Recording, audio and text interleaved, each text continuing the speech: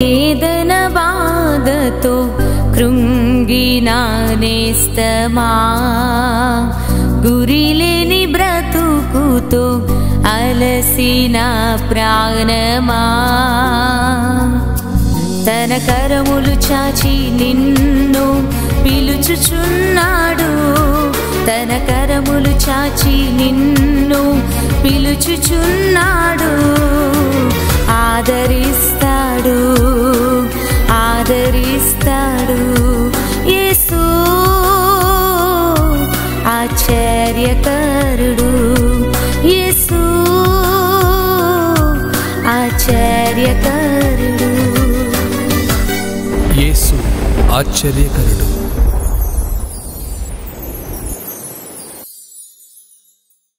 Praise the lord. యేసు ఆశ్చర్యకరుడు. దేవునికి మహిమ కలుగునుగాక. ప్రభు ప్రతిరోజు తన వాగ్దానం ద్వారా మాట్లాడుతున్నాడు.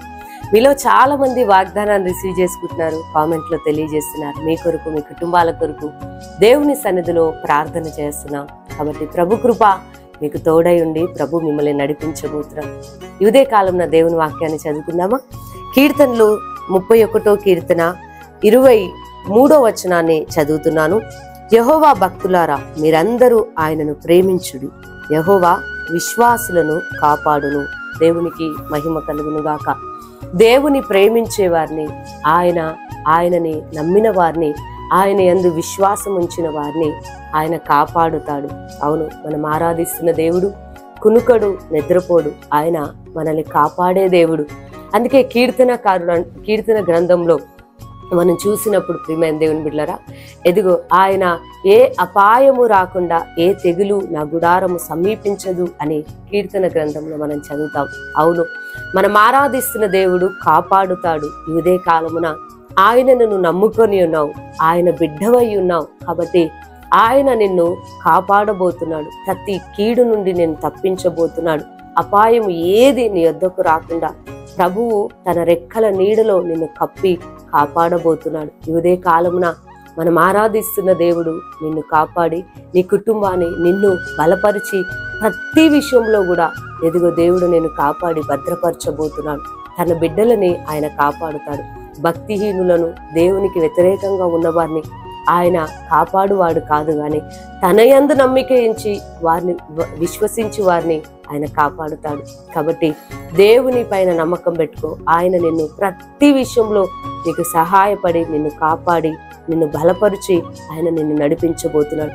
శత్రువు చేతిలో నుండి నిన్ను విడిపిస్తాడు. ఇదిగో ఏ అపాయం రాకుండా ప్రభు నిన్ను కాపాడుతాడు. నువ్వు వెళ్తూ ఉన్నప్పుడు, వస్తూ ఉన్నప్పుడు, ప్రతి పరిస్థితిలో కూడా ఆయన నీకు తోడయ్యుండి నిన్ను కాపాడుతాడు. యాకోబును కాపాడినట్లుగా, అబ్రహామును కాపాడినట్లుగా దేవుడు నిన్ను కాపాడబోతున్నాడు. నీ కుటుంబాన్ని దేవుడు కాపాడి బలపరిచి నడిపించబోతున్నాడు. గనుక ఇదే కాలము నీ వాగ్దానాన్ని రిసీవ్ చేసుకొని ప్రభునామాన్ని మహిమపరచండి. చిన్న ప్రార్థన చేస్తాను. పరిశుద్ధుడా, స్తోత్రం నాయన, నీ భక్తులను మీరు కాపాడువాడు. అవునయ్యా, యెహోవా విశ్వాసులను కాపాడును అని వాక్యం సెలవిస్తుంది.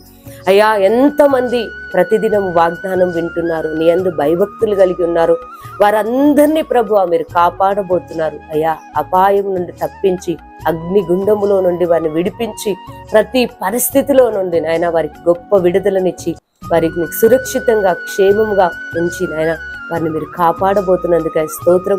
ఎంతమంది వాగ్దానాన్ని వింటూ రిసీవ్ చేసుకుంటున్నారో వారి విషయంలో కృప చూపి వారిని, వారి కుటుంబాలని నాయన మీ బిడ్డల్ని దీవించమని యేసు నామంలో ప్రార్థిస్తున్నాను తండ్రి. ఆమేన్.